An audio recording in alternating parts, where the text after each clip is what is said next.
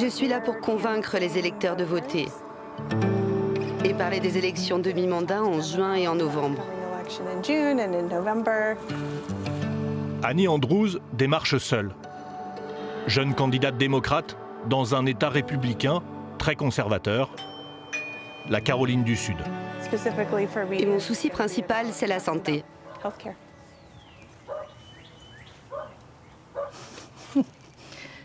Personne ne veut parler. Dans cette partie de la Caroline du Sud, Donald Trump a réuni parfois plus de 60% des électeurs.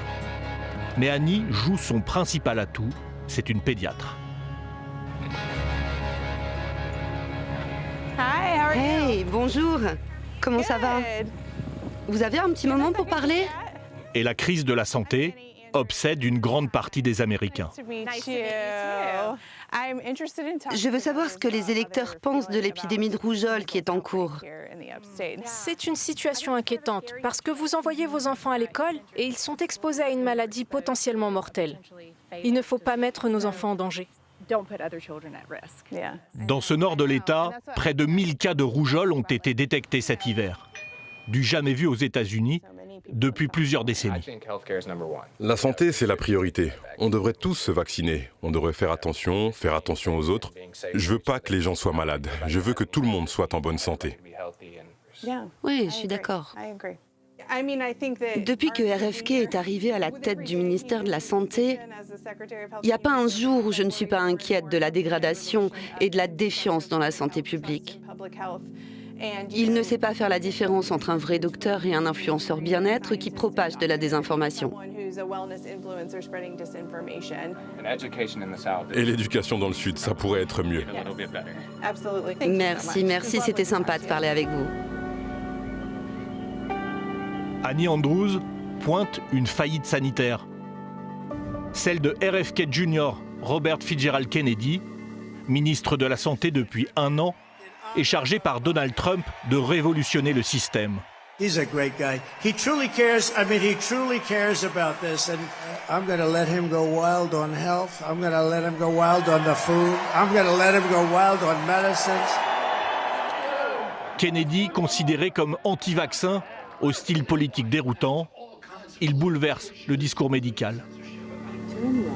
Et aux États-Unis, les premières conséquences apparaissent. Les taux de vaccination baissent, la rougeole se propage, du jamais vu au XXIe siècle. Les Américains sont déboussolés.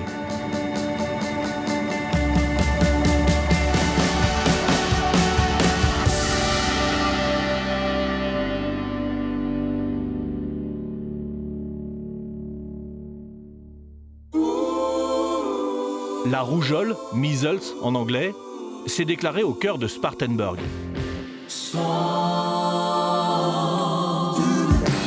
Plusieurs centaines de cas recensés parmi les 40 000 habitants de cette ville de Caroline du Sud. Comme partout dans le sud-est américain, les églises aimantent la vie sociale. Excuse me. Looks like a good haul today. Ah, la moisson a été bonne aujourd'hui. La plupart des gens ici sont au chômage ou sous-employés. Ils n'ont pas assez d'argent pour payer leurs soins médicaux ou la nourriture dont ils ont besoin pour leur famille. Yes, ma'am. Le Father Brown guide sa communauté de St. Matthews. Hey, vous êtes là tôt aujourd'hui. Depuis plus de 20 ans. Hey, man, good morning. Bonjour. Dieu vous bénisse, mon ami. Et aujourd'hui, il fait la promotion des vaccins. Ah, j'aime bien tes cheveux, c'est beau. Dites-moi le papa, vous savez s'il a eu ses vaccins? Non, voyez avec sa mère. On propose le vaccin aujourd'hui, alors pensez-y, ok? Father Brown travaille avec le docteur Lisa Carroll. Elle a lancé les soins gratuits ici il y a 2 ans. Je suis fière de vous les filles d'avoir déjà fait vos vaccins et d'être si courageuses. Vous êtes intelligentes. Sai est son étudiant en 2e année. Il tient un stand de prévention. Eh les filles, c'est pas des bonbons là. On fait le vaccin contre la rougeole et aussi celui de la grippe. Mais les 2 injections en même temps, je ne vais pas tomber malade? Vous n'allez pas être malade, peut-être un peu dans les vapes, mais vous pouvez les faire aujourd'hui si vous en avez besoin. Pourquoi c'est important pour vous le vaccin? Ça va repousser les microbes. C'est bon pour votre corps et vous pouvez vivre plus longtemps, je pense. Je me rends compte qu'une grande partie du travail d'un médecin, c'est aussi d'éduquer les patients.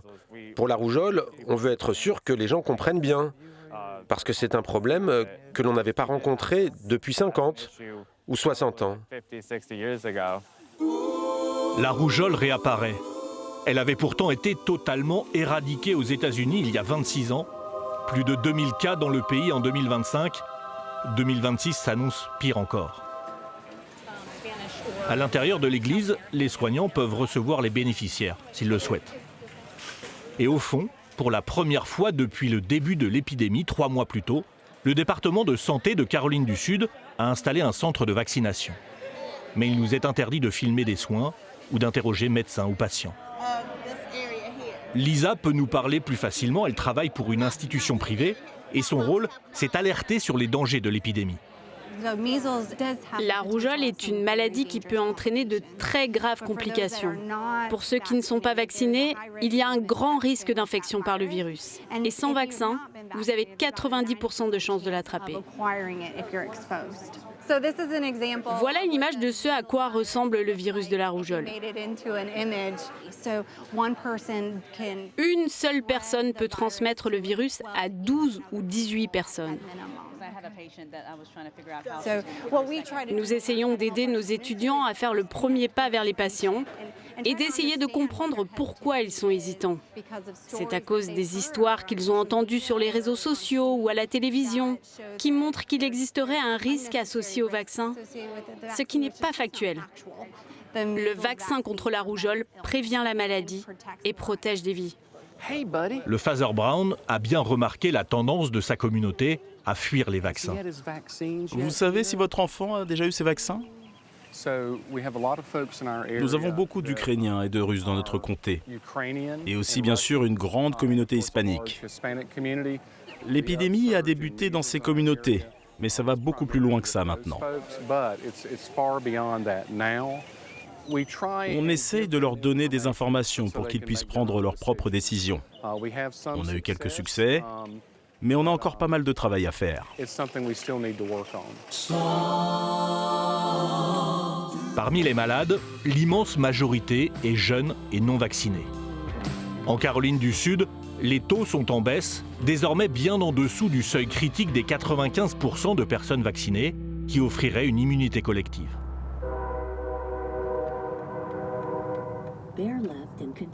Dans cette banlieue de Spartanburg, des dizaines d'églises attirent des communautés diverses. La religion ici, c'est l'un des repères essentiels de la vie quotidienne. Et aux États-Unis, il existe un principe, celui de l'exemption religieuse ou philosophique, pour éviter les vaccins pour ses enfants ou soi-même, sur la base de sa foi ou de ses croyances. Et ces dernières années, son taux grimpe en flèche.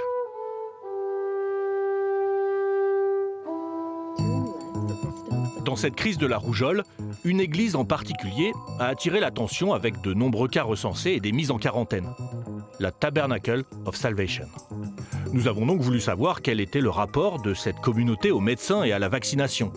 De simples questions et des refus de toute interview ou prise d'image. Alors nous avons dû utiliser une caméra cachée juste pour discuter et comprendre les points de vue. Hello. Hello, hi. Bonjour, on est des journalistes français. Qu'est-ce que vous cherchez à savoir ici?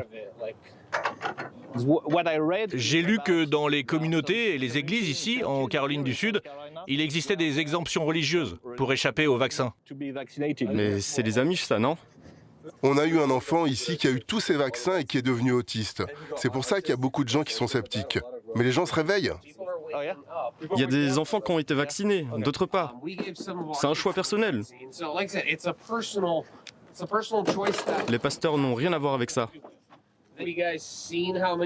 Vous savez combien de gens ont eu le vaccin et aussi la rougeole? Ma femme a eu 3 vaccins. Elle a eu la rougeole. Ma tante aussi, vaccinée, elle a eu la rougeole. Moi, je ne fais pas confiance à la science. Si vous croyez en Dieu, il vous protégera. Dans leurs propos, en quelques minutes, nous entendons de fausses informations, comme les vaccins qui donneraient l'autisme, ou une défiance envers la science.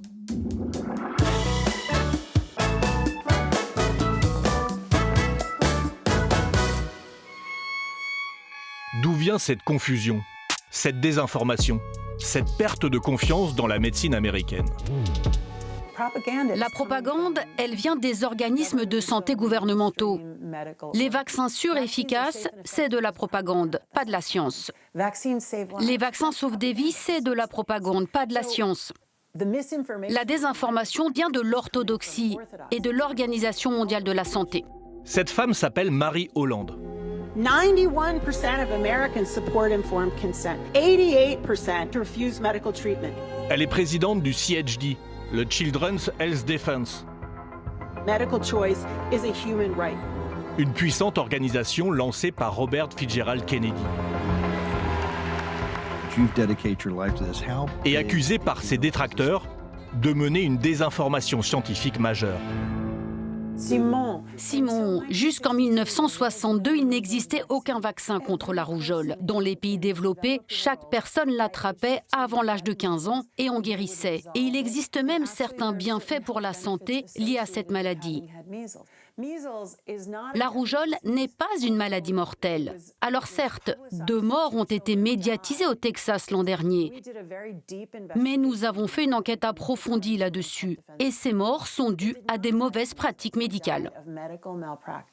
Affirmation fausse selon les autorités de santé de l'époque, qui concluent à 2 morts pour complications post-rougeole d'enfants non vaccinés. En janvier 2025, le CHD est pointé du doigt pour une tentative de manipulation. Un lanceur d'alerte trouve un faux site internet, miroir du site officiel du Centre américain de prévention des maladies, le CDC. Même logo, même style, et discours totalement opposés. Sur le vrai site, pas de lien entre autisme et vaccin. Sur le faux site, la mise en avant des risques d'autisme, la théorie du CHD. Nom de domaine du CHD, même cloud partagé, beaucoup d'indices sur ce qui ressemble à du hacking en préparation pour remplacer une information officielle. Non, ce site n'a jamais été disponible pour le public. Mais le CHD en était bien à l'origine, n'est-ce pas? Il y a eu un très court moment. On travaillait sur quelque chose en interne. Nous l'avons arrêté immédiatement. Ce n'était pas quelque chose destiné au public, jamais. Je n'ai pas vraiment de raison de parler de ça. Marie Holland mène une croisade depuis 25 ans. Depuis, dit-elle, que son fils est tombé malade après une injection de vaccin.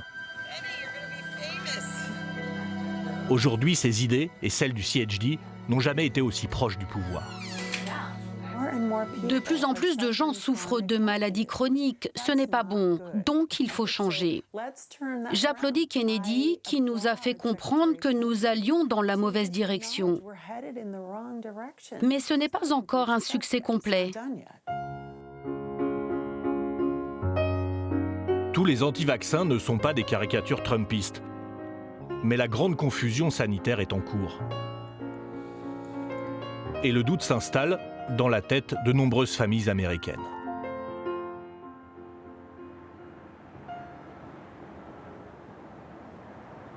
À Spartanburg, le maire, le sénateur ou les pédiatres n'ont pas répondu à nos sollicitations.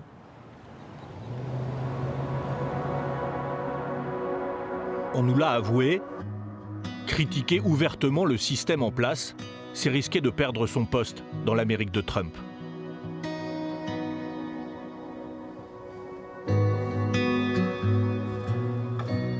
Seul le directeur médical de l'hôpital général, Chris Lombardozzi, veut alerter. Un risque grave pèse aujourd'hui sur ses concitoyens. Ma crainte, c'est que le déclin de la vaccination continue. Ça ne nous affectera pas nous. Nous sommes vaccinés, nous sommes âgés, nous sommes en bonne santé, mais cela aura un impact sur la prochaine génération. C'est terrible d'imaginer ce qui pourrait arriver. Les vaccins sont probablement la plus grande invention de l'histoire de la santé. Ils empêchent tellement de choses graves. Je pense que les gens ont la mémoire courte. Reprenons les manuels d'histoire, les manuels de médecine et regardons tous les cas de rougeole, de polio, de rubéole, d'oreillon, d'hémophilie. toutes ces terribles maladies qui survenaient avant la vaccination. Et demandons-nous, est-ce que cela pourrait se reproduire? Je serais terrifié de voir ces maladies réapparaître et être obligé d'avoir des conversations avec des parents à propos de situations terribles qui sont complètement évitables. La raison pour laquelle j'ai accepté de vous parler aujourd'hui, c'est pour que ce message sorte. Revoir ces maladies, ce serait tragique.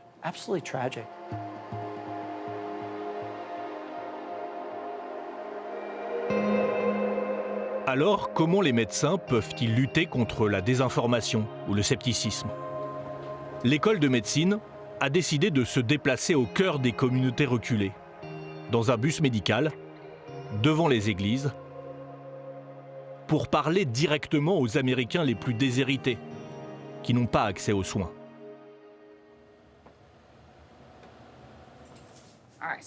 Donc vous êtes là pour votre diabète. Anna Elford, 27 ans, a décidé de consacrer sa future vie de médecin à récupérer cette confiance perdue. Quand avez-vous été diagnostiquée? J'ai découvert ça quand j'avais 9 ans. Sa patiente du jour, Diana, 21 ans, n'a pas eu de suivi médical pendant plusieurs années.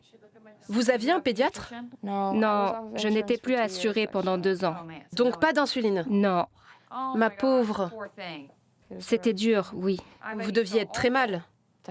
Oui. Bon, que savez-vous de l'épidémie de rougeole? En fait, mon petit frère a eu la rougeole. Heureusement, c'est parti aussi vite que c'est arrivé.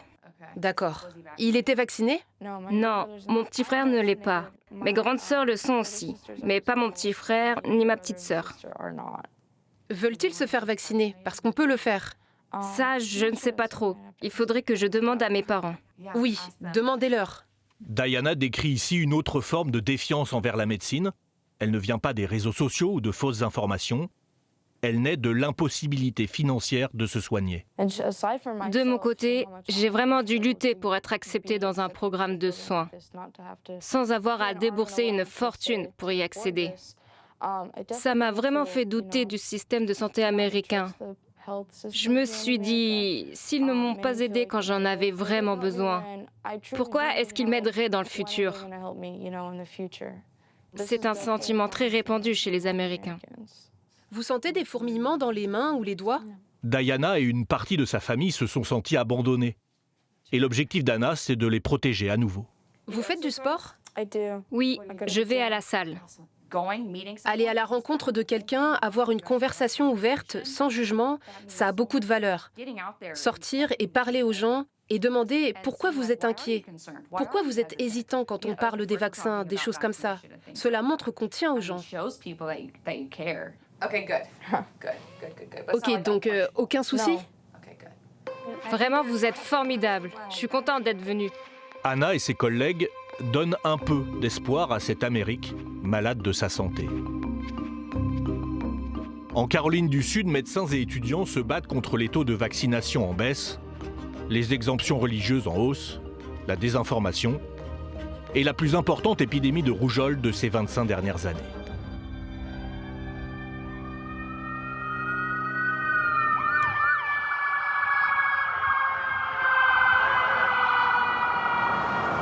Une crise de la santé, renforcée par une politique drastique de réduction des effectifs et des coûts, menée par Robert Fitzgerald Kennedy.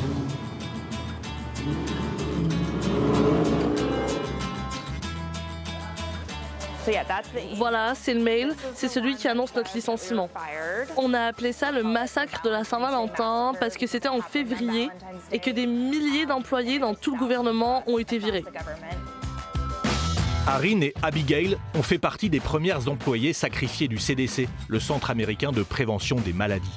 En 2025, près de 3000 emplois ont été supprimés au CDC.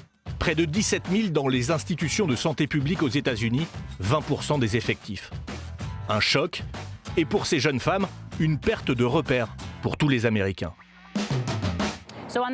Chez les gens de droite, la méfiance est très forte à cause de la Covid et de la façon dont elle a été gérée aux États-Unis. Et à gauche, depuis l'arrivée de Kennedy avec tous ces changements, sa façon d'ignorer la science, la population ne fait plus confiance au CDC non plus.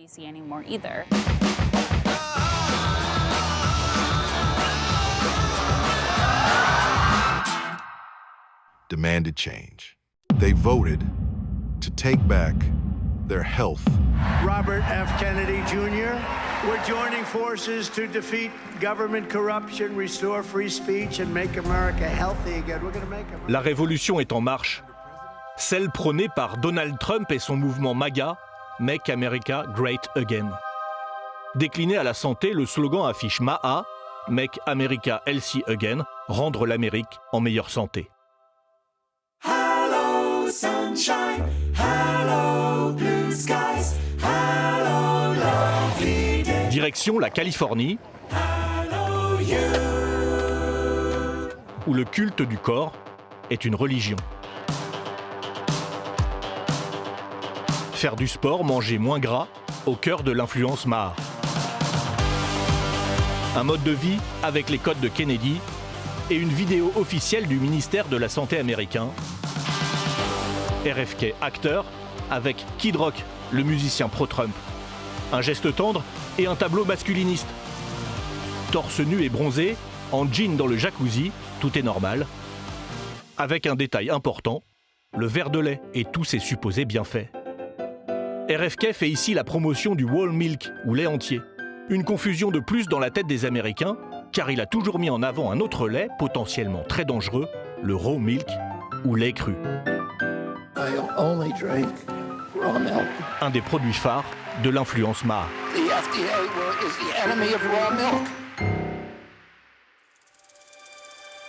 À Fresno, en Californie, se trouve le plus grand producteur de lait cru du pays. Le lait cru, ça commence avec le soleil. Toute vie sur Terre, toute l'énergie, ça commence avec le soleil. Le soleil permet à l'herbe de pousser et à la chlorophylle de se développer. Les vaches, avec leurs 4 estomacs, transforment l'herbe en une nourriture que nous pouvons manger. Donc les vaches et le soleil nous apportent notre nourriture. Mark McAfee a créé sa ferme de lait cru il y a 26 ans. C'est aujourd'hui un paysan au chiffre d'affaires de 30 millions de dollars qui a doublé en quelques années. Et il vend son produit totalement naturel. Nous vérifions. Nous utilisons la technologie pour nous assurer que tout va bien. Et ce sont ces fondements qui nous permettent de profiter de toutes les merveilles que la nature nous offre sans les dangers. Son lait cru est directement issu du pis de la vache. Il n'est pas chauffé comme le lait pasteurisé. Tout est propre. L'aspect sanitaire est essentiel. Et on fait des tests pour s'assurer que tout est propre. Le lait cru garde tous les bienfaits naturels, mais aussi toutes les bactéries. Et c'est bien là le problème, ces bactéries peuvent entraîner des maladies graves, comme la salmonellose ou la listériose. Voilà les produits qu'on utilise pour éliminer les bactéries, si elles existent. Mark a construit son propre laboratoire de tests médicaux. Voici le laboratoire de la ferme. Le lait cru est peut-être controversé dans d'autres États, mais en Californie, c'est beaucoup moins le cas. C'est légal ici, depuis toujours. Et ce n'est pas ma science, c'est la science moderne, à la pointe de la technologie, utilisée dans toute l'industrie agroalimentaire. Elle est utilisée par l'agence sanitaire. On ne peut pas truquer les résultats, on ne peut pas mentir. Des gens tomberaient malades. Nous pensons que dire la vérité est le moyen de transparence le plus éthique qui soit. Aux États-Unis, des influenceurs santé aux millions de followers, comme Paul Saladino, croient aux produits et boivent du lait cru. Your chance of being hospitalized from drinking raw milk, according to this CSPI data, is less than 1 in 6 million. Cheers to raw milk, I'm drinking it today. Saladino est invité par Kennedy à la Maison-Blanche pour parler de Maha. Cheers. Les deux hommes font la publicité de ce lait censé renforcer les muscles. Thank you for your work. It's an honor to spend time with you. Après cette vidéo, les ventes de lait cru ont explosé, et le danger sanitaire aussi. De jeunes Américains sont tombés gravement malades.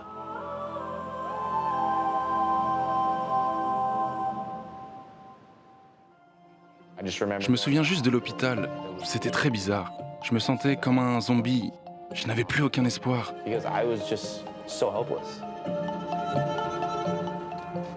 Jack Epperson a été pris dans le piège des influenceurs.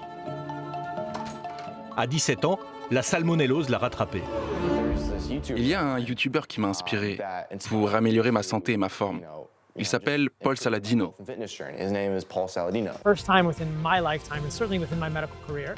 Ce type, il parle sans cesse des bienfaits du lait cru, comment ça peut aider. J'ai pris ses conseils au pied de la lettre et 1 an plus tard, je suis tombé malade. Je me souviens que j'envoyais des tonnes de mails à son équipe pour les remercier de leurs excellents produits et de leur aide. Mais la seule fois où je leur ai dit que j'avais attrapé la salmonellose, que j'étais malade à cause de ça, aucune réponse. Une hospitalisation, 15 000 $ de frais, des séquelles. Je n'arrivais pas à dormir. C'était douloureux dans tout mon corps. C'était insupportable, vraiment insupportable. Et j'en souffre encore un peu aujourd'hui. Jake poursuit en justice Mark McAfee, le fermier du lait cru. C'est tellement important que tu sois à l'aise pour raconter ton histoire, parce que je pense que beaucoup de gens vont l'entendre et vont s'éloigner de ces produits. Maître, pourquoi c'est important pour vous d'entrer dans la bataille du lait cru? Ce qui m'inquiète, c'est qu'avec quelqu'un comme RFK à la Maison-Blanche, qui boit des shots de lait cru, cela se normalise de plus en plus et attire de plus en plus de gens. Ce n'est pas seulement Kennedy. Les réseaux sociaux aussi rendent les produits crus séduisants. Les gens ne sont pas au courant de leurs dangers. Et ça, c'est inquiétant pour moi.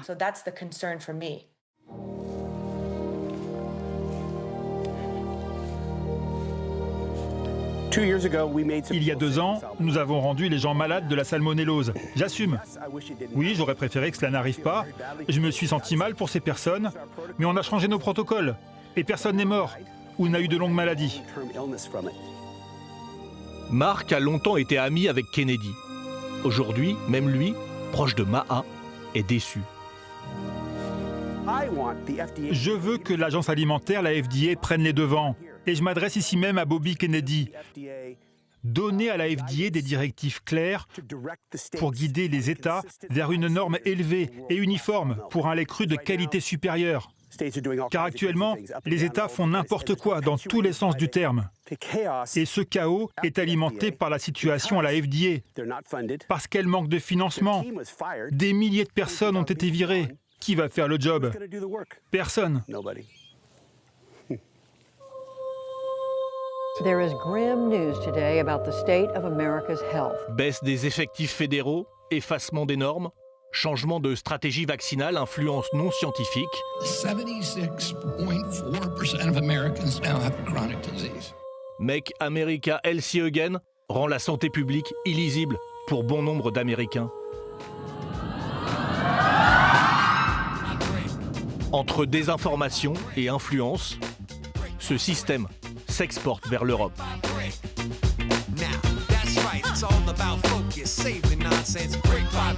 MEA, Make Europe Healthy Again, s'impose au cœur des institutions européennes. We have to restructure the European Medicine Agency because fraud in science costs human lives. Everybody, please. Un lobby puissant au service de l'idéologie Maha, un nouveau défi pour l'Europe et pour la science.